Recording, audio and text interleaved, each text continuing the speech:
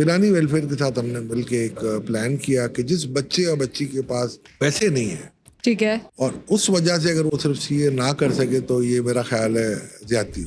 Public sector में आपका experience कैसा रहा और आप किस माइंडसेट से एंटर हुए थे, ये बताएं। मुझे कौम के लिए कुछ करना चाहते हो तो प्रो बोनो फी सबिलिल्लाह मैं कर दूंगा, क्योंकि मुझे आज कुछ जो दिया है अल्लाह के बाद, तो ये इस मुल्क ने दिया। और आप एक्सपोर्ट्स के बारे में अभी कह रहे थे कि ये इस तरह से एक्सपोर्ट नहीं बढ़ेगी नहीं।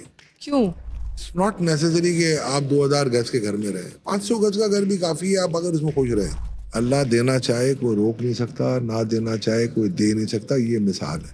आपको पता है पियोनीर करके एक ऐप है, उसमें कितने सारे लोगों ने अपने अकाउंट खुलवा लिए हैं कि पाकिस्तान में मैं टैक्स ना। एमनिस्टी स्कीम पे जब 18 में हम बना रहे थे, तो जो मैंने एक खद्दो खाल बना दिया था, गारंटी के साथ कह सकता हूँ अगर डार साहब होते तो वो स्कीम कुछ और थी। अच्छा, आपने अभी टैक्सेस की बात की और रेजिलेंस की भी आपने बात की अवाम के लिए, पर अवाम का रेजिलेंस तो अभी भी टेस्ट किया जा रहा है ना। 2023 में उस वक्त डार साहब को दी थी जो फाइनेंस, वो कुछ लोगों ने रोक दी। नहीं, लेकिन लोग तो देखेंगे ना, हर कंट्रोवर्शियल नेगेटिव चीज़ तो लोग जाकर तो देखेंगे। इसका मतलब ये हुआ ना कि हम ऑब्जेक्टिविटी के साथ नहीं देख रहे, हम सब्जेक्टिविटी के साथ है। ये अल्लाह ने मुझसे अच्छा काम कराया, रिपोर्ट लिख दी। तो कल मुझे कोई कहते हैं मुझे आपने क्या किया, तो रिपोर्ट लिखी है। पीआर आपने इतनी नहीं बनाई, आप कह रहे हैं। उस साइड में मैंने नहीं बनाई, बट जब when I spent a decade in rigmarole, then I realized this is a grey area for me, and then I immediately caught it. अस्सलाम वालेकुम अशफाक साहब, कैसे हैं आप? सबसे पहले thank you so much for giving us the opportunity. जी कोई मसला नहीं है जी, बताएं। ओके, मुझे बताएं कि अभी आपके जहन में क्या चल रहा है, कोई कुछ प्रेशर, एनीथिंग, और I am having you all in here. देखिए जी, अभी तो एक इतना माशाल्लाह आपका रास्ता इतना अच्छा था कि मेरा ख्याल है पूरा जो दिन की एक्सरसाइज नहीं की थी वो अभी हो गई है इन रोडों पे कोरंगी की। तो अब तो खैर कोई ऐसा मसला नहीं है, चले आ जाए, लेट्स बिगिन। नहीं, I am really sorry for that and I am also thankful to you for the opportunity. यहाँ पर हमारे पास जो CFO होते हैं सोहेल साहब, ये स्टडी फ्रॉम ICAP बेसिकली। तो जब मैं इंटरव्यू की प्रिपरेशन कर रही थी तो मैंने हमारे जितने भी CEOs हैं उनसे सवाल किया कि अगर आपको अशफाक साहब के लिए कोई क्वेश्चन देना हो, तो सोहेल साहब ने कहा कि यार वो हमारे उस्ताद रहे हैं। और मैंने कहा तो आपने कभी पढ़ा है उनसे? तो उन्होंने कहा कि नहीं, मैंने पढ़ा नहीं है, मैंने सिर्फ उनके सेशंस अटेंड किए हैं। तो वो हमारे उस्तादों के भी उस्ताद हैं। तो खैर वो अनफॉर्चुनेटली यहाँ पर आज मौजूद नहीं है, वो US में है, वरना वो आपसे मिलना चाहते थे ज़रूर। तो उन्होंने ये कहा कि ICAP में आपका contribution and also your policies have actually helped all of these people to learn better basically. देखिए, जब इंसान अपने बारे में ना सोचे और ये सोचे कि मुझे एक इंस्टीट्यूशन ने बहुत कुछ दिया है और आई हैव टू पे बैक टू द इंस्टीट्यूशन, तो ज़ाहिरी बात है उसकी सोच ज़रा मुख्तलिफ होती है। और ये अल्लाह का शुक्र है कि 92 में मैं 91 में क्वालिफाई हुआ और 91 में 3.5 साल में जब मैं क्वालिफाई हुआ और इसके बाद फर्गसन में था मैं, और इसके बाद जब मैंने अपना करियर शुरू किया तो I started paying back to the institute. और 97 तक मैं रीजन में रहा कोऑप्टेड मेंबर के तौर पे और मैं सेक्रेटरी था। फिर एक इलेक्शन हुआ 97 में and I lost the election and for 20 years I was busy in facing my own issues.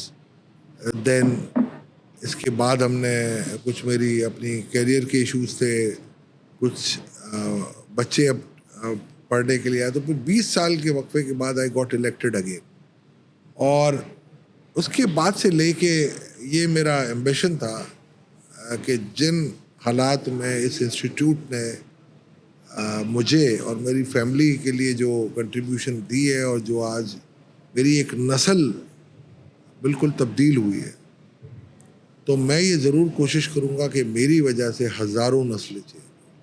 तो ये एक एम्बिशन था। और बस आप अगर अच्छा गुमान रखें, अच्छी सोच रखें, तो अल्लाह की मदद आती है। और जो कुछ भी मैं आज हूँ वो बेसिकली तो अल्लाह की तरफ से, उसके हबीब का सदका है मुझ पे, दूसरा मेरे माँ बाप की और फैमिली की दुआएं और उनकी कुर्बानियों की। तो इसमें हर किसी का हिस्सा होता है और मेरे बहुत सारे मोहसिन भी थे जिन्होंने मेरे आजमाइश के वक्तों में मेरा साथ दिया। तो मेरा ख्याल है बाय एंड लार्ज इंसान को अगर इन चीज़ों का अगर तदारुक कर ले ये कि मुझे कुछ करना है किसी के लिए अपने से बढ़कर, तो अल्लाह ताला उसका हाथ पकड़ लेता है। तो ये आपने बताया वो माइंडसेट जिसके साथ आपने आई कैप के लिए काम किया, ये लेकिन अभी भी कर रहा हूँ। हाँ ऑफ कोर्स तो ये माइंडसेट था, लेकिन फिर प्रोसेस में इन्वॉल्व होना और जो एग्जीक्यूशन थी, मतलब क्या आप प्रायोरिटाइज आपने क्या किया कि सबसे पहले मुझे ये करना है, चेंजेस? देखिए, प्रायोरिटाइज इंसान को imagine when I got reelected, तो it was very difficult, things were very difficult for me. After 20 साल आप आते हैं, एक यंग लॉट आ गया था, जैसे आपने कहा, मेरे जब आई कैप में मैं रिफ्रेशर क्लासेस लेता था तो 200 के करीब तो ऐसे स्टूडेंट थे जिन्होंने मुझसे एक सब्जेक्ट पढ़ा था, मैनेजमेंट अकाउंटिंग। अच्छा। और दोस्त भी मेरे काफ़ी थे, मेरे बैचमेट भी थे, मेरे सीनियर्स भी थे। जब 20 साल पहले मैं इलेक्शन लड़ा था उस वक्त हमारे यंगस्टर्स भी काफ़ी थे। वो एक डिफ़िकल्ट टाइम था मेरे लिए कि फ़र्स्ट टाइम इलेक्शन में 20 साल के बाद आना। अल्लाह का शुक्र हुआ कि मैं 7वें नंबर पे आया, यानी कि मुझे आना चाहिए था तीसरे चौथे पे या दूसरे पे, बट चले वो अल्लाह की तरफ से जो था। तो मैंने 7वें नंबर पे आया, तो मैंने कहा ये 7वां 8वां कुछ नहीं होता, 8 लोग टोटल इलेक्ट होने थे। अब मंजिल जो है ना, इसका उसूल अब शुरू हुआ है। तो उस वक्त मैंने 4 साल बड़ी मेहनत की आई कैप के लिए, आई कैप के स्टूडेंट्स के लिए, बच्चों के लिए। तो बस यही था कि अगले जो इलेक्शन हुआ उसमें मैंने हाईएस्ट वोट लिए, यंगस्टर्स भी मेरे साथ थे, ओवरसीज भी मेरे साथ थे। और उसके फ़ौरन बाद मैं प्रेसिडेंट बन गया। जब प्रेसिडेंट बना तो ज़ाहिरी बात है एक नया डायनेमिक होता है आपके लिए, एक नई सोच होती है। आप चीफ एग्जीक्यूटिव ऑफिसर भी होते हैं, आप एक वैसे भी फेस तो होते हैं काउंसिल के मेंबर के, बट आपका एक इंटरनेशनल फेस होता है। फिर कि जी आई कैप का प्रेसिडेंट है, आपका एक रीजनल फेस होता है। तो as a face of I cap वो एक काफ़ी क्रूशल रोल होता है हर प्रेसिडेंट के लिए। तो मेरे लिए भी था, उसकी थिंकिंग में मैंने काफ़ी काम किया। फिर हमने एक काम किया और वो मैं समझता हूँ मेरी ज़िंदगी में मैंने कुछ अहदाफ हासिल किए, उसमें से ये भी एक शामिल था। और वो ये था कि हमने सैलानी वेलफेयर के साथ मैंने अपने काविशों से, अल्लाह ने कुछ मदद की, इसके अभी का सदका आया मुझ पर। सैलानी वेलफेयर के साथ हमने मिल के एक प्लान किया कि जिस बच्चे या बच्ची के पास पैसे नहीं है, ठीक है। और उस वजह से अगर वो सिर्फ सीए ना कर सके, तो ये मेरा ख्याल है ज़्यादती होगी। तो अगर आपका टैलेंट है किसी भी बच्चे बच्ची का आज भी, तो उसके लिए सब दरवाजे खुले हैं, उसको कोई रुकावट नहीं। और आई कैप ने भी फैसिलिटेट किया इस पर कि हमारी जो एंट्री फीस होगी वो सिर्फ 1500 हमने कर दी है। अच्छा। और पहला जो एग्जामिनेशन अटैम्प्ट होगा हर पेपर का, वो 500 रुपये रखी है, ताकि मोस्टली बचा आई कैप के और भी प्रोग्राम है, एजी टैलेंट हंट स्कीम है, दूसरे एंडाउमेंट फंड भी हमने रखे हैं। तो और अब हम एक और स्कीम ला रहे हैं मेंबरों के तवज्जुह से, अडॉप्ट अ स्टूडेंट। ओके। ओह तो इंटरेस्टिंग। ये कोशिशें हमारी हमेशा जारी थी, जारी हैं और जारी रहेगी। तो ये अल्लाह ताला ने कुछ वाह। मेरे हिस्से में कुछ नेकियां डाल दी हैं। और बस मैं समझता हूँ ये सरकार का सदका था, माँ बाप और फैमिली की कुर्बानियाँ और उनकी दुआएं। और मैं समझता हूँ मुझसे बड़े अहल लोग पड़े हुए हैं, अल्लाह ने मुझे जो देना था वो दे दिया। और अब आगे वो ये बढ़ा रहा है कि फिर अल्लाह ने मुझे कौमी लेवल पे एक मौका दिया मिनिस्टर बनने का। यस। तो वो एज ए स्टेट मिनिस्टर हमने काफ़ी काम किया। अल्लाह ने वहाँ भी बड़े अच्छे नाम से रखा, बड़े अच्छे काम भी करवाए। अब मैं साउथ एशियन फेडरेशन का वाइस प्रेसिडेंट हूँ और इंशाल्लाह जनवरी से मैं प्रेसिडेंट बन जाऊँगा, उसकी रजा हुई इंशाल्लाह तो। ताला, इंशाल्लाह ताला। तो सर मिनिस्टर स्टेट वाली बात आपने की, अब जो लोग आपको देख रहे हैं ख़ासतौर पे यंग प्रोफेशनल्स और स्टूडेंट्स, वो आपके काम के बारे में और आपके एक्सपीरियंसेस के बारे में और जानना चाहेंगे। ये तो प्राइवेट सेक्टर का आपने बताया और आपकी कॉन्ट्रीब्यूशंस आपने बताई, पब्लिक सेक्टर में आपका एक्सपीरियंस कैसा रहा और आप किस माइंडसेट से एंटर हुए थे, ये बताएं। देखिए, एंटर मेरे लिए कोई नई बात नहीं थी। पहले भी मैं टैक्स रिफॉर्म्स कमीशन का चेयरमैन रहा, एनॉमली कमेटी का चेयरमैन रहा 4 साल, प्राइवेटाइजेशन का बोर्ड मेंबर रहा। तो एक मेरे लिए ये कोई नई चीज़ नहीं थी, मगर कोशिश ये थी कि हाँ, अब जब आपको फुल टाइम आपको कहाँ कोई कहे कि यार आप जाएं और आप अपना सारा कारोबार बिजनेस छोड़ के चले जाए और आपने कोई पैसा नहीं लेना वहाँ से, और मैंने खुद ने माना किया कि प्रो बोनो काम हो। अच्छा। कोई चीज़ नहीं, ना ट्रैवलिंग, ना रहना, ना खाना, ना पीना, ना तनख्वाह, ना बत्ती, ना पानी, ना कोई एयर टिकट, कुछ भी नहीं। तो आप अपनी जेब से कर रहे जी थे? जी से। अच्छा। और ये कोई मैंने एहसान नहीं किया, पाकिस्तान ने मुझे बहुत दिया है, अगर if I am paying back तो कोई मसला नहीं, बट सवाल ये है माम कि उसके नताइज क्या है। उस इन्वायरमेंट में काम करना, उस माइंडसेट को चेंज करना बहुत मुश्किल है। सबसे पहले आप एज ए प्रोफेशनल आपको इस चीज़ को डाइजेस्ट करना पड़ेगा कि आप एक जो पोलराइजेशन हुई हुई है ना माशरे में, उससे दूर रहे। सही है। आपका फोकस पाकिस्तान होना चाहिए। कल भी था, आज भी है और कल भी रहना चाहिए। तो मेरा कल भी था से मुराद ये है कि पिछली हुकूमत जब थी तो मैं 3 साल एनॉमली कमेटी का चेयरमैन रहा, 4 साल प्राइवेटाइजेशन का बोर्ड मेंबर रहा, इम्प्लीमेंटेशन कमेटी का मेंबर रहा। मैंने ये नहीं देखा कि कहाँ कौन सी पार्टी है। ठीक है। और बावजूद इसके कि मुझे और मसूद नकवी साहब को और अब्दुल्ला यूसुफ साहब को, डॉक्टर इकराम साहब को, आबिद शाबान साहब को खान साहब ने बुला के 12 मशवरे भी किए मुझसे, मरूम नईम उल हक साहब, असद उमर साहब। मैंने ये कभी नहीं सोचा था कि कोई मेरा इस तरफ रुझान है या उस तरफ रुझान है। मेरा एक ही रुझान है, पाकिस्तान। बट जब बाद में पीडीएम की हुकूमत आई और हमारे डॉक्टर इस्माइल साहब आए तो भी मैं नॉमली का चेयर रहा।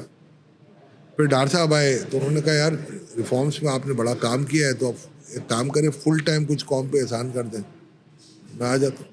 वहाँ मुझे उन्होंने मिनिस्टर ऑफ स्टेट बनाया और मैंने एक बड़ी अच्छी रिपोर्ट दी। मैंने खुद ने कोई अकेले ने काम नहीं किया, मेरे साथ 100 प्रोफेशनल्स की टीम थी। अच्छा, सही। इसमें ICAP के मेंबर, ICMAP के मेंबर, पाकिस्तान टैक्स बार के मेंबर, OICCI के मेंबर, पाकिस्तान बिजनेस काउंसिल के मेंबर, पाइट के मेंबर्स, SDPI के मेंबर, FBR के रिटायर्ड ऑफिसर, सबको मैं साथ लेके चला और एक बड़ी अच्छी इंटरम रिपोर्ट दी। FPCCI के मेंबर थे, पाकिस्तान टैक्स बार के, सबको हमने साथ लेके चले और इंटरम रिपोर्ट दी। और उस हुकूमत का वो एक टेन्योर होता है, वो ख़त्म हो गया, फाइनल नहीं हो सकी। मेरी कोशिश रही कि इंटरम सेटअप को मैं ये बावर करा सकूं कि ओहदे हटा के आप हमसे रिपोर्ट फाइनल करवा लें, ओहदे नहीं चाहिए। मगर वहाँ उनका माइंडसेट कुछ और था, मुझे जो लगा, हो सकता है मैं गलत हूँ, ठीक है, मगर उस वजह से मुझे थोड़ी सी डिसअपॉइंटमेंट ज़रूर है। ओके। हाँ, कि इतनी मेहनत की यहाँ तक पहुँचे। और आज भी मैं करता रहता हूँ जो मुझसे काम होता है, जो मुझे कहा। अभी प्लानिंग कमीशन का मुझे एहसन इकबाल साहब ने कहा कि आप एज ए मेंबर आ जाएं बोर्ड के हमारे। अगर आप मुझे कौम के लिए कुछ करना चाहते हो तो प्रो बोनो फी सबिलिल्लाह मैं कर दूंगा, क्योंकि मुझे आज कुछ जो दिया है अल्लाह के बाद, तो ये इस मुल्क ने दिया है। मेरे इंस्टीट्यूट का नाम था मेरे साथ अल्लाह के बाद, तो वो मैंने इसे काफ़ी कैप्चर किया। अब मेरा टाइम है कि कुछ पे बैक कर दूँ। मैं 5% भी नहीं कर सकूँगा, बट कर दूँ। लेकिन आपको इसमें चैलेंजेस क्या क्या है? I want to learn about the challenges. सबसे मुश्किल माइंडसेट। वहाँ का जो एक इस्लामाबाद का माइंडसेट है ना, वो एक ब्यूरोक्रेटिक है। हाँ। और बड़ा स्लो मूविंग है। ओके। और उसमें कुछ, ये मैं नहीं कहता कि उन्हीं का कसूर है, ताली दुआ से बनती है। कुछ कसूर ये होते हैं कि यार उनकी एक आदत होती है, बोला यार अब एक this is the way I move. और एक होता है कि डरो खौफ होता है कि यार कल को मैं ये करके जाऊंगा और फिर मेरी 7 साल बाद मेरी नस्लों को या किसी और को पूछा जाए कि यार आपके दादा ने क्या काम किया था, अब्बू ने क्या काम किया था, तो डरो खौफ भी है। और फिर दूसरा ये है कि जिस इदारे को मैं रिफॉर्म करने के लिए निकला था, FBR, उसके हालात आपको पता हैं, उसमें अच्छे अफसर भी बहुत हैं, बट बाय एंड लार्ज जो हालात हैं आपने देखा होगा, भी आप मीडिया में सुन रही होंगी। मगर जो अब ये जो किया जा रहा है, मैं समझता हूँ वो भी टाइम ज़ाया हो रहा है। और जिस तरीके से मैं बड़ा इस बात से मुतमईन हूँ कि दुनिया में अच्छी अच्छी फर्म्स हैं, मगर उनका एक्सपीरियंस जो पाकिस्तान से हटके है वो पाकिस्तान पे अप्लाई नहीं हो सकता। पाकिस्तान पे अप्लाई नहीं हो सकता, बहुत मुश्किल है। नहीं, मैं ये नहीं कह सकता कि Pakistan is invincible, it's invincible, but you see Pakistan के मारूजी हालात को देख के आपको काम करना पड़ेगा। सही है, ठीक है। तो सर, जो यंग प्रोफेशनल्स हैं या जो लोग जेन्युइनली पाकिस्तान के लिए कंट्रीब्यूट करना चाहते हैं, आगे बढ़ना चाहते हैं, इस पे काम करना चाहते हैं, आपने कहा कि बाहर की तो ठीक है अप्लाई नहीं हो सकती ज़्यादा बिकॉज पाकिस्तान का निज़ाम डिफरेंट है, एनवायरनमेंट डिफरेंट है. जो यहाँ के लोग हैं वो तो कंट्रीब्यूट कर सकते हैं, पर अगेन वो भी डरते हैं आगे बढ़ने से. वो डरते नहीं हैं. उनके जहन में देखो, मैं आपको बताऊं इशू क्या है कि मैंने आपको कहा पोलराइजेशन वो बड़ी फैल चुकी है, ये पॉइजन बन चुका है. आई एम सॉरी, बट हमारा बच्चा या बच्ची जब भी प्रोफेशनल बनता है, स्पेशली हमारे प्रोफेशन में, उसका ये ख्वाब होता है कि मैं बाहर चला जाऊँ. इसकी वजह है,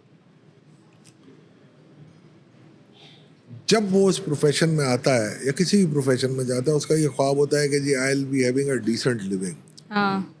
मेरे पास एक घर होगा, अच्छी फैमिली होगी, मेरे बच्चे अच्छे स्कूलों में पढ़ेंगे, माँ बाप का ख्याल रख सकूँगा. ये बात बिल्कुल दुरुस्त है, हमारा भी ये ख्वाब था. और वो ख्वाब शर्मिंदा ताबीर आपकी मेहनत से होता है. ये शॉर्टकट कभी भी नहीं होता. आप बाहर चले जाते हैं ना, तो आप हमेशा as a second grade citizen रहते हैं. और ठीक है, पैसे बहुत मिलते हैं, मगर उससे भी आप वो लाइफस्टाइल अचीव नहीं करते. फिर एक स्टेज ऐसा आता है कि आपको अपने बच्चों की फिक्र होती है. जो हमारे साथ जो दोस्त गए थे ना, वो आज किसी और मोड में सोच रहे हैं.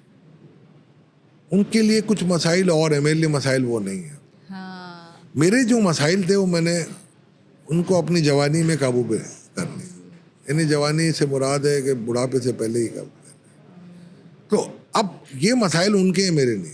सही है. तो कुछ चीज़ें आपको सेक्रीफाइस करनी पड़ती हैं. मैं यहाँ रहा, आपके भी CFO हैं, यहाँ रहे, अल्लाह ने हमें भी दिया है. और ये बात याद रख लीजिएगा, आपके हिस्से का जो रिस्क लिखा है वो कहीं नहीं जाता. बहुत अच्छी बात बोली आपने. तो ये जो हमारी फ्रस्ट्रेशन होती है ना कि मैं बाहर चला जाऊँ, ये हो जाऊँ, ये एक माइंडसेट को फ्रस्ट्रेट कर दिया गया.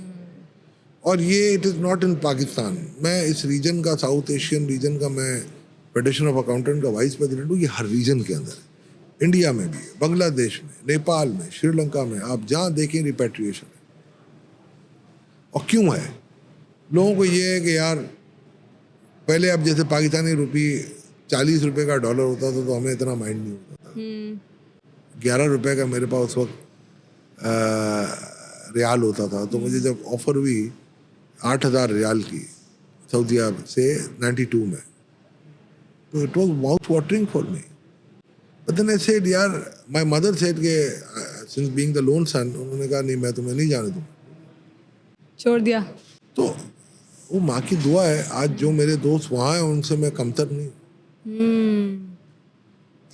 जब ना पैसे के मामले में, ना लाइफस्टाइल के मामले में, ना औलाद की परवरिश के मामले में, किसी में मैं कमतर नहीं.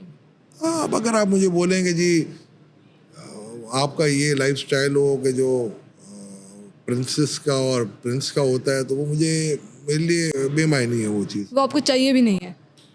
जो एक डिसेंट लिविंग जिसको कहते हैं ना, इट्स नॉट नेसेसरी कि आप 2000 गज के घर में रहें. 500 गज का घर भी काफ़ी है, आप अगर उसमें खुश रहे तो. असद उमर ने भी बात बोली थी, 70 लाख से 70,000 पे आया हूँ मैं. तो जब उनकी स्टोरी शेयर हो रही थी, बिकॉज वो ऑफ कोर्स ही was earning 70 lakh as a CEO, and then when he entered the government, so he wasn't of course earning that much, and he had the same story somewhere कि जब आपको यहाँ contribution देना है तो फिर आपको फाइनेंशियल एस्पेक्ट्स मैं भुला असद के को है देना. ना 1989 से जानता हूँ. हाँ. Young professional. असद साहब हमसे सीनियर है, गवर्नमेंट कॉमर्स में भी सीनियर थे, फिर IBA चले गए, मैं ICAP चला गया, मुझसे 5 साल सीनियर है. और उन्होंने एक जिद की थी कि मैं स्ट्रेटेजिक ऑफिसर के तौर पे, और वो जॉब उनको 1 साल पहले ऑफर नहीं हुई तो ये UAE चले गए थे. तो उसका एक पैशन था और उसका एक विजन था असद का. हेड्स ऑफ टू कि पान का खोखा होना वो भी नंबर 1 होना चाहिए आपका. तो यस, एक्सीलेंस. उस इसके विजन ने ना इसको आगे बढ़ाया. और असद की जर्नी बड़ी अच्छी है कि मैं इन सब भाइयों को जानता हूँ. जुबैर मेरे चेयरमैन रहे. हाँ, यस. तो जुबैर भाई से मेरा वो है जो आज भी घर का ताल्लुक. हाँ. मुनीर कमाल साहब हैं, वो भी मेरे बड़ों में से. तो ये मेरे लिए असद की लाइफस्टाइल या डार साहब की लाइफस्टाइल, ये मेरे लिए बहुत से यंग प्रोफेशनल्स के लिए ये एक मसले राह बन सकती है. मगर हम उस माइंडसेट से ये ना देखें कि फलाने ने तो ये तबाह कर दिया और फलाने ने वो तबाह कर दिया। आप उसको पूरा थॉरोली स्टडी करें एंड उस माइंडसेट से करें कि नहीं, इसमें से how we can extract something positive out of it. अगर हम ये कहेंगे कि जी मुझे नेगेटिव से एक्सट्रैक्ट करना है, तो then you can't do anything. And if you want to extract positivity, sky is your limit. Lovely, lovely. And did you get a chance to work closely with like Imran Khan sometime? Not very closely. Twice I was approached by the relevant people. एक मरतबा मुझे याद है कि हम गए थे इमरान खान से मिलने। मैंने नाम लिया, आपको अब्दुल्ला यूसुफ साहब थे। मुझे तो कराची से बुलाया गया था, मुझे मसूद नकवी और आबिद शाबान साहब। हाँ. तो उस रात मरूम नईमुल हक ने मुझे कहा और कि भाई आप ज्वाइन कर लें पीटीआई। तो मैं कोई पॉलिटिकल पार्टी ज्वाइन करना नहीं चाह रहा था और ना मैं करूँगा। मेरा सही कोई है। अभी तक एम्बिशन नहीं है। बाद में अल्लाह ताला की जो रज़ा होगी मुझे नहीं पता, बट कोशिश ये है मेरी कि आप मुल्क की खिदमत करें। आप जिस जगह बैठे हैं ऐसी पार्टी जगह कोई भी हो, क्या फर्क पड़ता है? पार्टी से कोई फ़र्क नहीं पड़ता। तो उस वक्त उन्होंने मुझे शायद एक इंडिकेशन दी थी विच आई सेड के पॉलिटिसाइज में नहीं होगा। फिर एक स्टेज ऐसा आया था मार्च, टू बी स्पेसिफिक 18 मार्च को 2021, जब बहुत से रेलेवेंट लोगों ने, एक तब्दीली आ रही थी,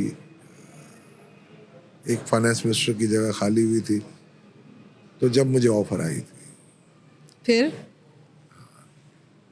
तो मैंने बड़ी रिलक्टेंटली उनको कहा था कि जी ठीक है, मैं मशवरा कर लूँ अपनी फैमिली से।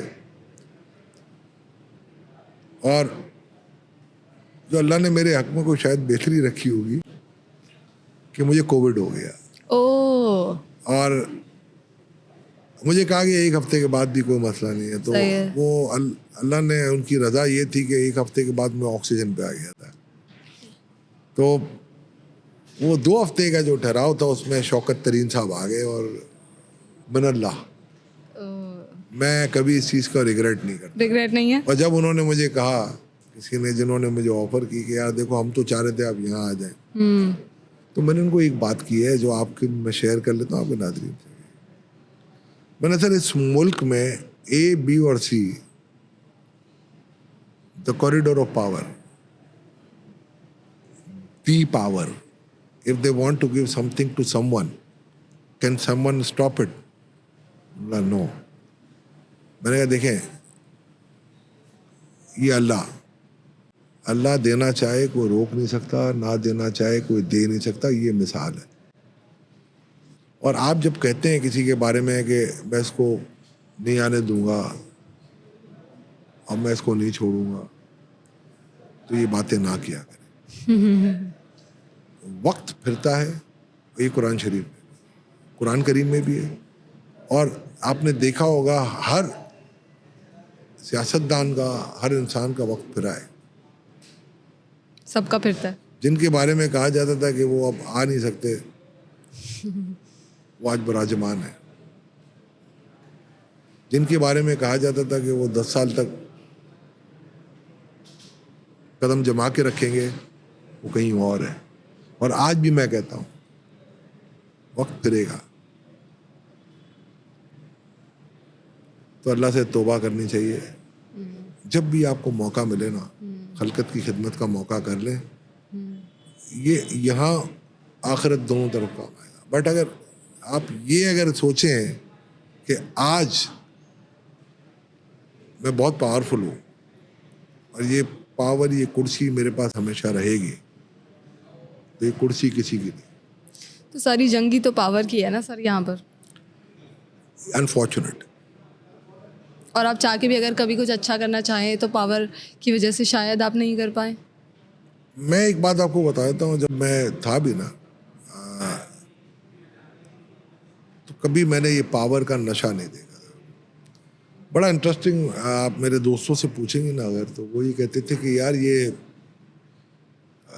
मैं अक्सर ये होता था कि हफ्ते को कराची आया था वीकेंड, और मंडे को मेरे वालिद साहब अल्लाह उनको गरीक रहमत करे, उनके डॉक्टर्स आते थे देखने, तो मैं वहीं रहता था। घर पे आते थे, तो दोनों डॉक्टर आते थे, मैं उनको इंस्पेक्शन करा के शाम को उनके ब्लड टेस्ट रिपोर्ट करवा के या मंडे इवनिंग जाता था या ट्यूसडे मॉर्निंग। सही है। तो सैटरडे को मैं अपने दोस्तों के साथ कराची क्लब में बैठ जाता था, तो कहते थे यार ये कैसा मिनिस्टर है, आ जाता है, ये टेम्परेरी है, कल आके आपके साथ। आज मैं बड़े धड़ल्ले से उनके साथ बैठता हूँ। FBR में मेरा जो रूम था 4th फ्लोर पे 415, उसमें हर किसी की एंट्री अलाउड थी अच्छा। कि कोई रोक टोक नहीं है, जिसने आना है आ जाए। नीचे से अगर कोई बंदा शिकायत लेके भी आता था ना, उसको भी इजाज़त होती थी, बस सिर्फ वो मेरे स्पेशल असिस्टेंट होते थे तौकीर साहब, उनसे सिर्फ बात कर ले कि सर ये प्रॉब्लम है। अगर कोई और अनजान आता है, मैं उसको भी ये इंस्ट्रक्शन दी है, रोकोगे किसी को नहीं। कोई स्टाफ FBR का अपनी शिकायत लेके आना चाहिए, मेरा रूम। और कभी कोई उसके हबीब के सदके खाली हाथ नहीं है। तो ये हमारा, ये मेरे बच्चों को भी ये मेरी ट्रेनिंग है कि आपने एक बात का ख्याल रखना है, पता नहीं कोई किस मजबूरी में आता है, दिलों के भेद अल्लाह जानता है, जो हो सके आप मदद करें। तो अगर आज फाइनेंस मिनिस्टर की अपॉर्चुनिटी मिलती है या फ्यूचर में, let's say, you will go for it? मुझे एक बात आज मैं आपको यकीन से कह सकता हूँ, हम शायद अल्लाह मेरी बात रख लेता है कि अगर मैं आज होता तो आज IMF यहाँ ना होता। अच्छा। और ये पूरी रेसिपी मैंने दी रेलेवेंट पीपल को मैं दे चुका हूँ, और आज नहीं, फरवरी के में, कि आप IMF के पीछे ना भागे, आपको बहुत कुछ मिलता है। और ये ऐसा नहीं है कोई हवा में आई है, मेरी पूरी रिसर्च थी। हम रिसर्च करते हैं, रिसर्च के बाद हमारी पब्लिकेशन आती हैं, और उसके बाद हम ये बताते हैं कि ये हो सकता है, ये नहीं। तो हम थोड़ा सा आवाम की जनरल नॉलेज के लिए कि अगर आप थोड़ा हमें शेयर करना चाहें कि किस तरह से हम IMF से, देखिए IMF, आपको आपकी रिपोर्ट पढ़े IMF की, और बड़ी शर्म आती है हमें जब पाकिस्तानी जो रिपोर्ट में लिखते हैं कि पाकिस्तान को हमने फेवरेट किया है। लोग ये समझ रहे हैं कि स्टेट डिपार्टमेंट ने हमें कहा, यानी उनको, IMF। तो एज ए नेशन मेरा ख्याल है आज तक किसी रिपोर्ट मैंने ये नहीं पढ़ा। तो ये हमारे लिए एक शर्मनाक बात है। फिर हम क्यों जाते हैं? इस वक्त मसला ये है कि आपके पास इस साल $26.5 अरब की पेमेंट कर रहे थे। 26.5 में से 16.5 roll over the, China, China, सऊदीया, UAE, Qatar, जो इन एनी केस कर देते, चाहे आप IMF के पास जाते या ना जाते। सही है। तो मेरा ये ख्याल था कि भाई आप जब इतना गड़गड़ाते हैं IMF की मौजूदगी में, तो यार बगैर IMF की गड़गड़ा लें, हमारे दोस्त ही है ना, दुश्मन तो नहीं है। दूसरे थे $10 अरब। हाँ। 10 में से $2 अरब हम पे कर चुके थे। 8 या $8.5 अरब की बात थी। पिछले साल हमने इंपोर्ट को कर्ब किया, और आज भी हम नहीं खोल सकते, बाय द वे। हाँ। जैसे ही आपने इंपोर्ट खोली, आपका डॉलर 350। तो IMF की वजह से आपको डॉलर 45 रुपये ऊपर रखना पड़ रहा है अभी। अगर IMF ना होता तो ये 235 का डॉलर आ जाता। ये हमने ही कैलकुलेशन करके दी थी पाकिस्तान में, और कोई मानने के लिए तैयार नहीं था जब तक गोल्डमैन सैक ने हमें वेरीफाई नहीं किया कि उन्होंने हमसे कम निकाल दी, ऑप्टिमस ने हमसे थोड़ी ज़्यादा निकाली, और फिर ब्लूमबर्ग ने एक अपनी वर्किंग दी थी। इसको अगर हम ट्रांसपोज करें करंट सिनेरियो में, तो वही वर्किंग आती है जो हमारी ऑलमोस्ट थी। तो ये टेस्टमनी थी कि क्यों पाकिस्तान ऊपर रख रहा है पैसे, समझे? तो अच्छा, वो $7 अरब स्टेट बैंक ना मार्केट से उठाए थे, तो मैंने कहा भाई 7 की बजाय 8 भी उठ सकते हैं। और जब हमें रिजर्व नहीं बिल्ड करने, हमें इंपोर्ट रोकनी है, हमें एक्सचेंज रेगुलेशन देखना है, हमें अपनी बॉर्डर की जो हमारा डॉलर स्मगल होता है उसको रोकना है, बस खत्म। 2 साल 3 साल में अपने एसेट्स बेचे, और स्लोली इनको रीपे करें। अगर ये कदगन में IMF के कहने पे आपको और मुझ पे टैक्स लग सकता है कि जी महाम 40% टैक्स देगी, तोला साहब 50% देंगे, तो हम IMF के बगैर ये क्यों नहीं लगा सकते? मेरी कौम तो रिजिलियंट है ना। जब जलजला आया था तो इस कौम ने क्या किया था?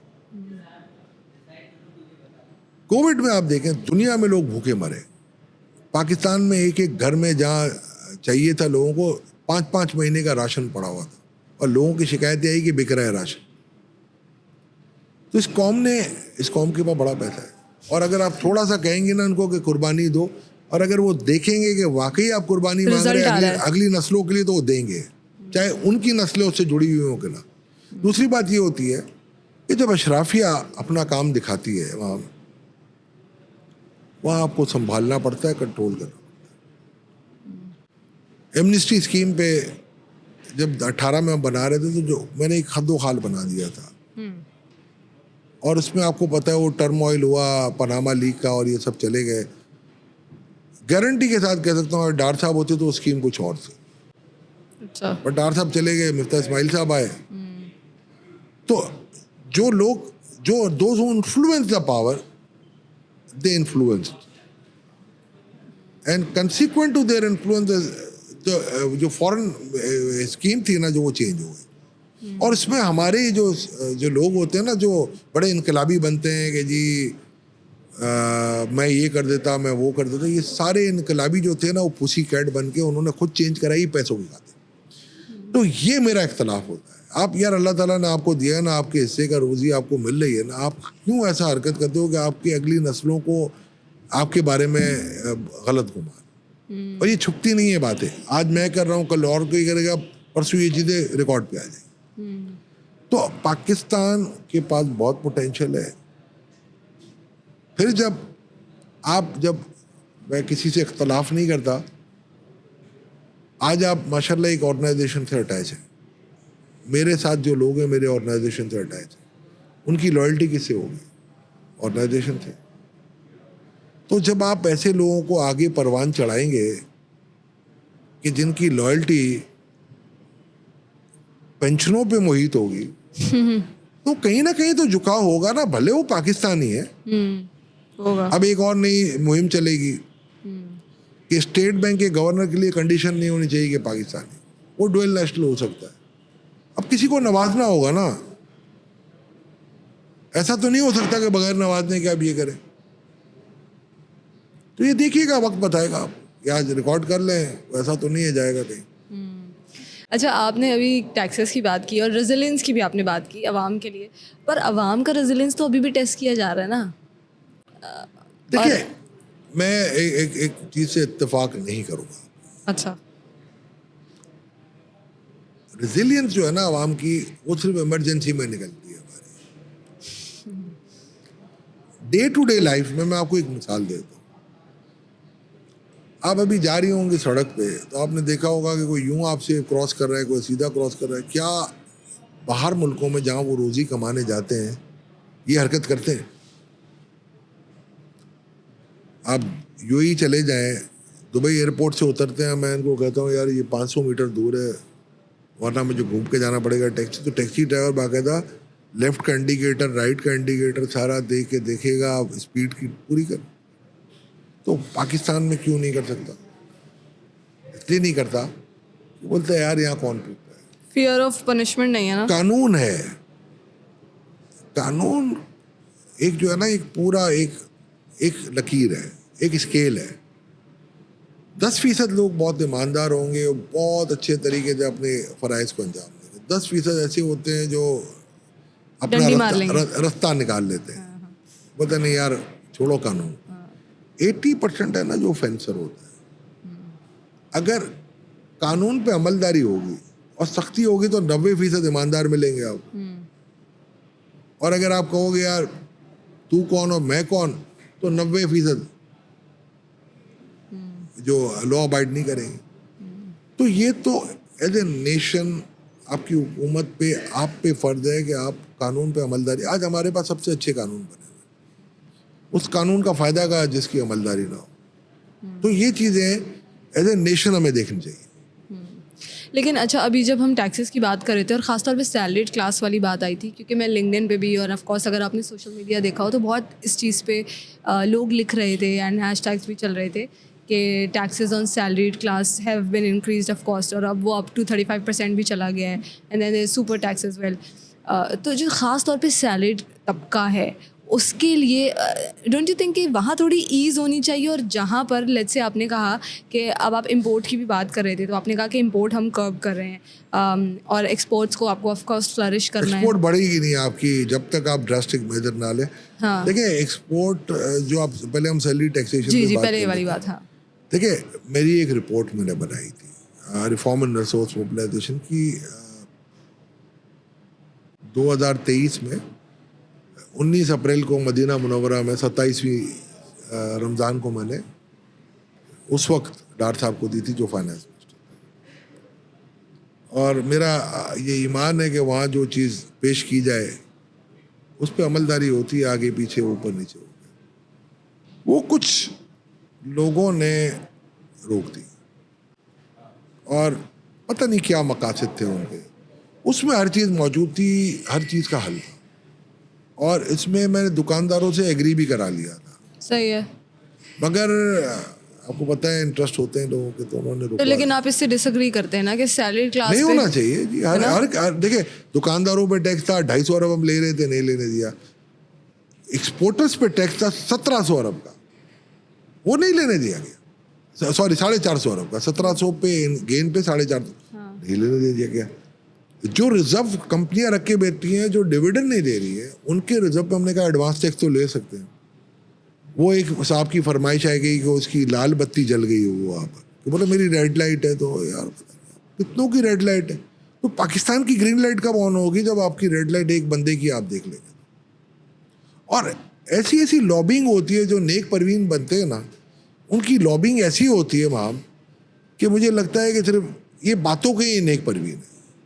जब बात आती है ना अपने सेठों की और अपने कंट्रीब्यूटर्स की, तो उनका जो तर्ज अमल होता है वो ऐसा होता है कि जैसे उनके कान बिल्कुल बहरे भी हैं, गूंगे भी हैं और नाबीना भी हैं।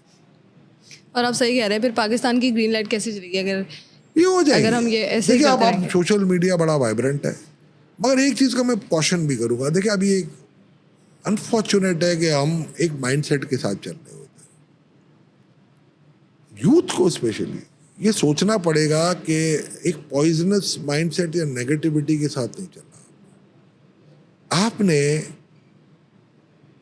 अपने दिमाग की एप्लीकेशन लगानी है कि यार क्या ये बात हकीकत है कि नहीं। अब देखिए एक यूट्यूबर है, उसका काम क्या है कि उसकी ज़्यादा से ज़्यादा व्यूअरशिप हो, रेटिंग बढ़े और पैसे ज़्यादा मिले।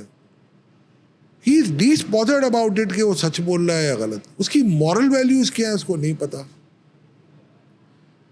उसकी एक ऑब्जेक्टिविटी है, अर्न मनी, एंड जो ज़्यादा नेगेटिव न्यूज़ दे रहा है वो ज़्यादा देखा जाता है। तो क्या हमारी यूथ के जहन में ये नहीं है, जो पढ़ लिख रही है, जिनको इस कौम की बागदौड़ संभालनी है, क्या उसकी ये ड्यूटी नहीं है कि वो देखे? एक दफा देख लिया, अगर उसका एक वाकया अगर गलत हो गया, हमसे हट जाए। आप ना देखें उसको, आप नहीं देखेंगे तो ऑटोमेटिकली वो राह रास्त पे आएगा या खत्म हो जाएगा। नहीं, लेकिन लोग तो देखेंगे ना, हर कंट्रोवर्शियल नेगेटिव चीज तो लोग जाकर देखेंगे। तो इसका मतलब ये हुआ ना कि हम ऑब्जेक्टिविटी के साथ नहीं देख रहे, हम सब्जेक्टिविटी के साथ है। तो मैं हमेशा इस चीज़ का कायल नहीं हूँ, चाहे कोई भी आए। अगर किसी ने इस मुल्क का पैसा खाया है, उसको हैंग हिम अपसाइड डाउन, अगर खाया। बट लेकिन सर फियर ऑफ पनिशमेंट ही तो नहीं है जिसकी वजह से ये सब। देखिए फियर ऑफ पनिशमेंट कब आएगा? जब कोई एक दो एग्जांपल्स आएंगी। एक दो एग्जांपल के अलावा जब मैं अपनी जगह पे बहुत साफ सुथरा हूँ, सही। यहाँ तो जहाँ देखो दुम उठाओ मादा नजर आता है, मगर एक्चुअली पता है क्या मैम, आपको ये एक चीज़ सोचनी पड़ेगी सबको एज ए नेशन, कि वो जो अल्लामा इकबाल का शेर है ना, पेवस्तर सजर से उम्मीदें बाहर रख। इसको मैं कहा ना, अल्लाह जब देना चाहे कोई रोक नहीं सकता, ना देना चाहे कोई दे नहीं सकता। मुझे एक मेरे प्रोफेशनल ने एक बात की बड़ी इंटरेस्टिंग। मैंने अपनी फर्म चलाता हूँ, 1999 के बाद तौबा की थी कि मैं नौकरी नहीं करूँगा। अच्छा, तो एक बहुत बड़ा हादसा मेरे साथ आया। बताएंगे आप? नहीं बताएंगे। नौकरी करने वालों मैं के लिए सिवाय शायद बताऊं, मेरी inspiration। फैमिली देखेगी तो वो रोएगी, तो मैं ये कोई ऐसी चीज़ मेरी वजह से मुझे तो कोई फ़र्क नहीं पड़ता, मगर मेरे जो चाहने वाले थे ना, स्पेशली मेरी वाइफ, मेरे वालिद साहब, वो तो अल्लाह उनको जन्नत नसीब करे, उन्होंने जो मेरे बच्चे छोटे छोटे उन्होंने जो वो झेला है ना, मैं नहीं चाहूँगा कि मेरे, अल्लाह ना करे मेरे तो कोई दुश्मन नहीं है कि दुश्मन भी उनके बच्चे भी झेले, मगर कोई बात नहीं, चले वो मेरे नसीब में था, अल्लाह ने बेहतरी रखी हो।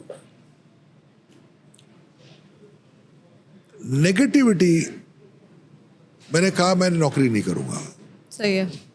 और अल्लाह ने मेरी बात सुन ली।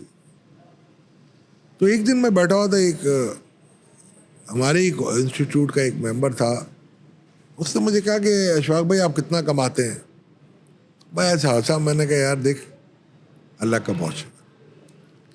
हमारे एक और दोस्त की बात की उसने, उसका कितना कमाते हैं? बोले यार वो उसकी बैलेंस शीट छपती है, उसका वो CFO है, आप देख लो, उससे लिखा हुआ होता है। बोला मैंने देखा वो इतने कमाता है। बोला आप दोनों ने CA और ICA में क्या है? बिल्कुल किया। बोला मैंने CA ICA में और इंजीनियरिंग भी की है, सही है। तो मुझे सिर्फ 3 लाख रुपए क्यों मिलते हैं? मैंने कहा तुमने बड़ी अच्छी बात की। मैंने मियाँ मनशा की क्या तालीम है? और मुझे नहीं पता, मैंने ग्रेजुएट हूँ। अकील करीम डीडी की क्या तालीम है? इंटर है या BCom होंगे। आरिफ हबीब की BCom। तो उनको अल्लाह ने अरबों रुपए दिए हैं, तो क्या मैं अब पिलर से सर टकराऊं कि मैं इनसे ज़्यादा क्वालिफाइड हूँ? तो ये तो कंपैरिजन नहीं है ना कोई। अल्लाह ने कहा है ना मैंने आपके हिस्से का जायज़ रिस्क रखा है, तो मिल रहा है मुझे। अगर मैं नाजायज़ कमा रहा हूँ तो उसका मुझे हिसाब देना है। बहुत मजे की बात है ये तो ये सोच आप निकाल दें, और ये हमारी यूथ में आ गई है। मैं जब पढ़ता था ना, तो मेरे साथ बड़े बड़े लोगों के बेटे होते थे। मैं तो 1.5 रूम के अपार्टमेंट में रहता था, वालिद जर्नलिस्ट। मेरे साथ जो थे ऑन द अकॉर्ड में आते थे, और वो कौन, मैं नाम दे देता हूँ, गौर एजाज, उस्ताद एजाज, सेनेटर, उनके बेटे, और आज JQ के वो बड़े माशाल्लाह हमारे मिनिस्टर भी रहे। आपके वालिद साहब क्या करते थे? जर्नलिस्ट थे, जर्नलिस्ट। डॉन। तो वो हमारे साथ उसमें आता था अपना अकॉर्ड में। उसको अकॉर्ड बड़ी चीज़ होती थी। तो आप क्या समझ रहे हैं मैं फ्रस्ट्रेट हो जाऊँ? नहीं हो सकता ना। अपनी चादर देखिए पाँव फैलाए, और ये दुआ करे कि अल्लाह उनके और अपने आपके हक में बेहतर करे, वो तो बेहतर होता रहेगा। आई थिंक आपने सैलरी क्लास को थोड़ा सा मोटिवेट कर दिया है ये बोल के लेकिन वो टैक्स तो गलत है ना। मैं आपको बताऊँ, मैंने जो रिपोर्ट लिखी है इसमें 2.5 ट्रिलियन के नए टैक्सेस लिखे हुए थे हमने। वो आपको किसी की लाल बत्ती चली, कोई सियासी तर्ज अमल पे हम पीछे हट गए, और मुझे ये भी बड़ा अफसोस रहेगा कि कहा गया कि जी वो सियासी ऑयल बर्न करना पड़ेगा हमें।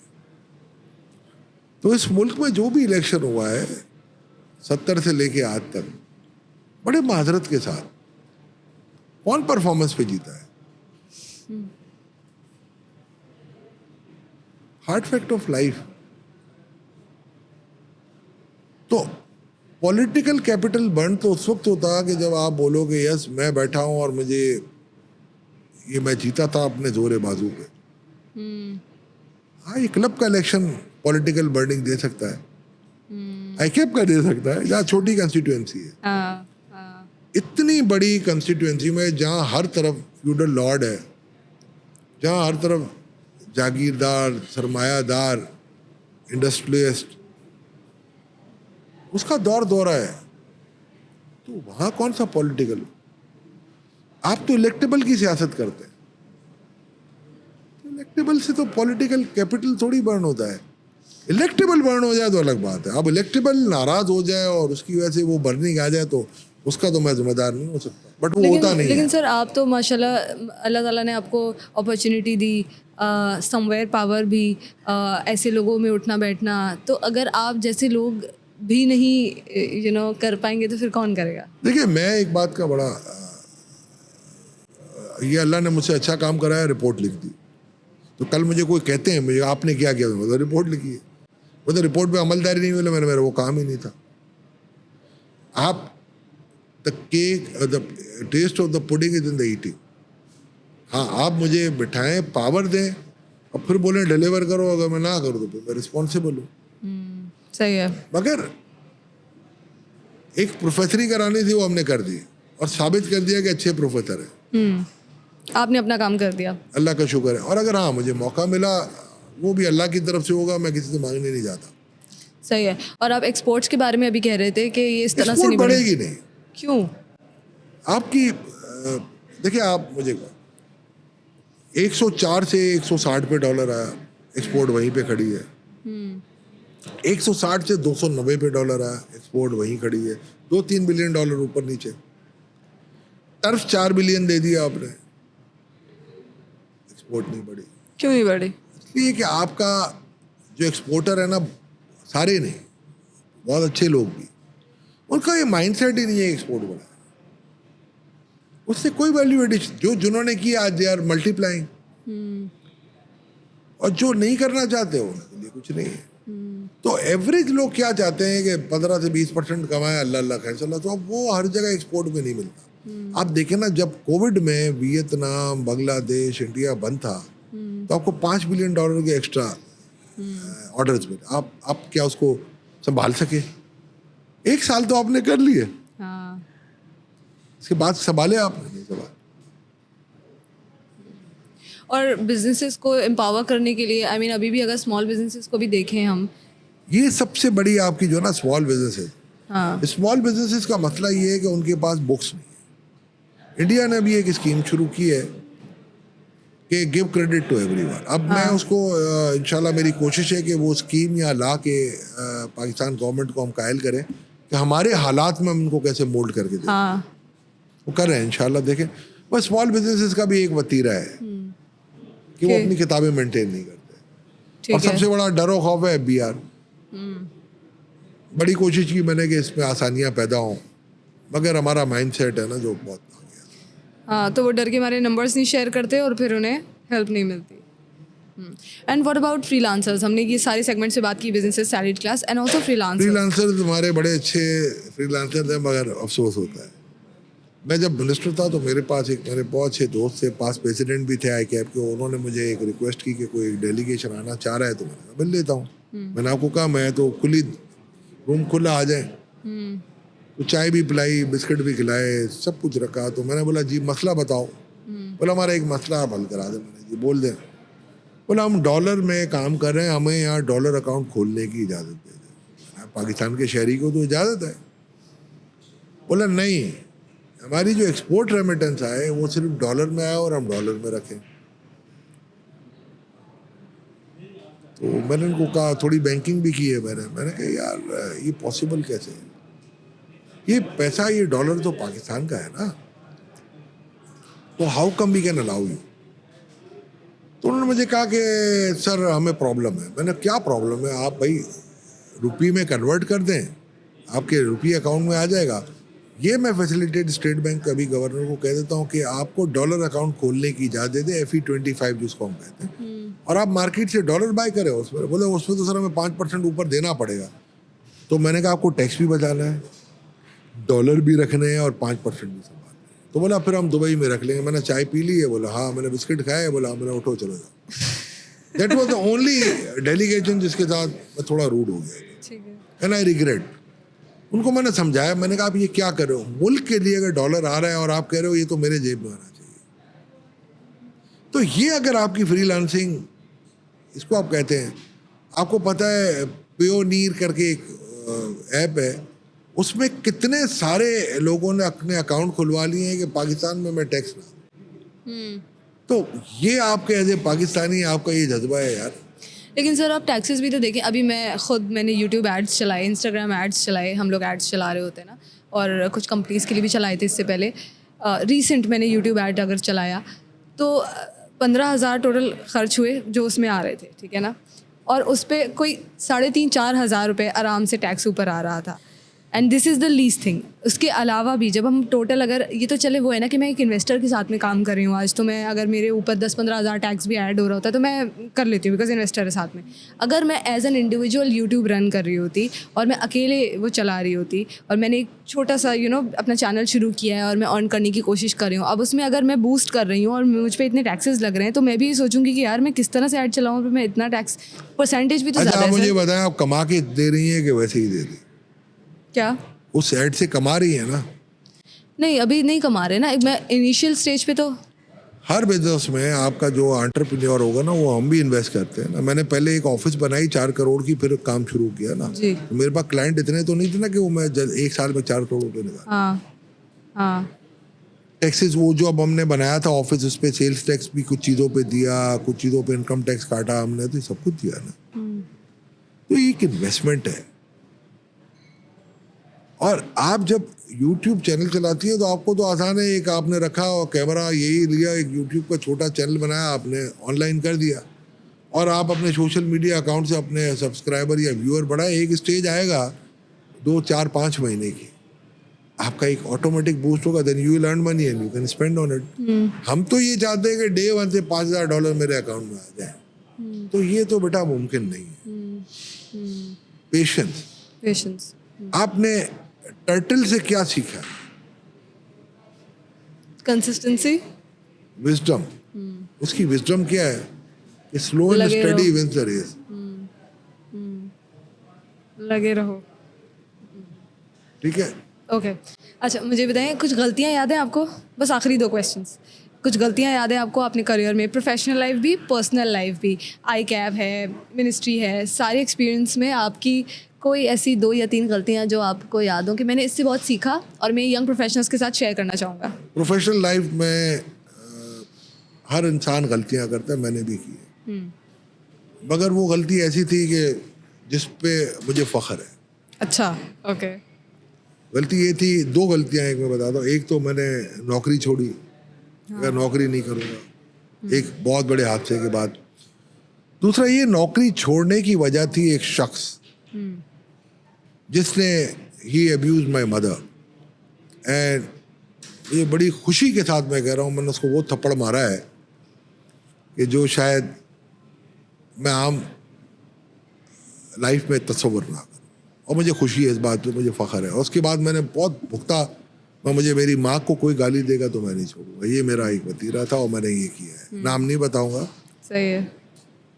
पर्सनल लाइफ में आपने गलती जो करते हैं, आई डोंट थिंक कोई ऐसी चीज़ मैंने आज तक की है।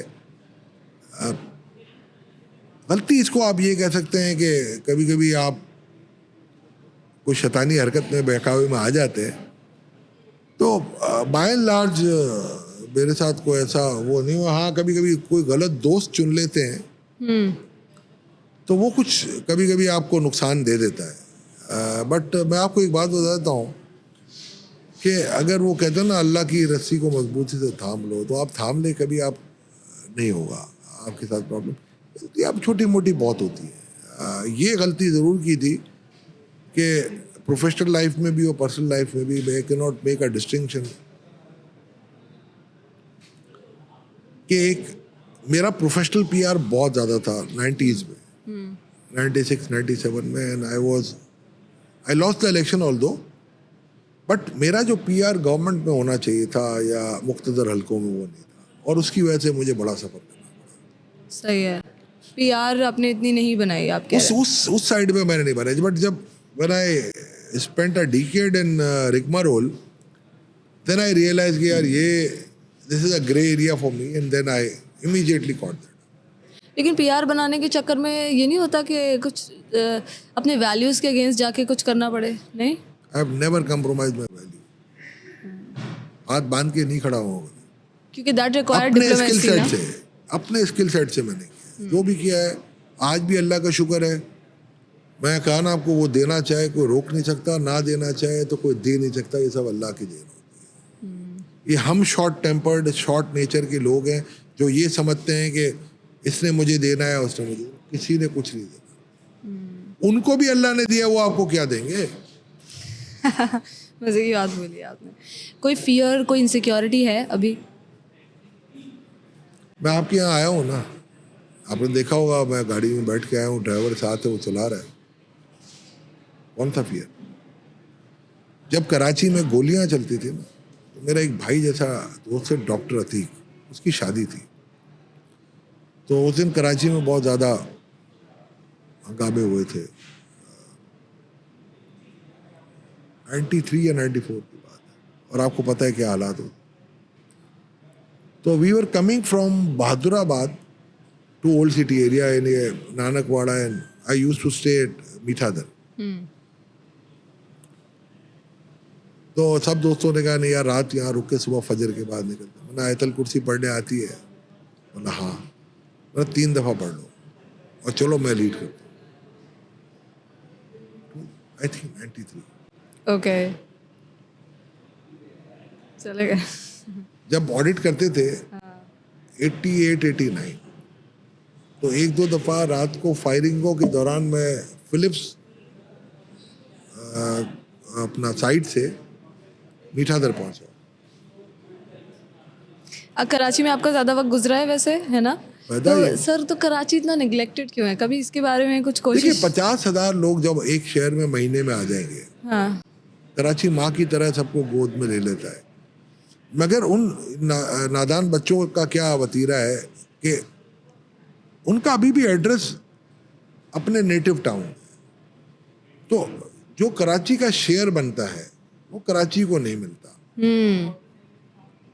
सिर्फ यही वजह नहीं, और भी वजूहत होंगी, मगर ये एक बहुत बड़ी वजह है.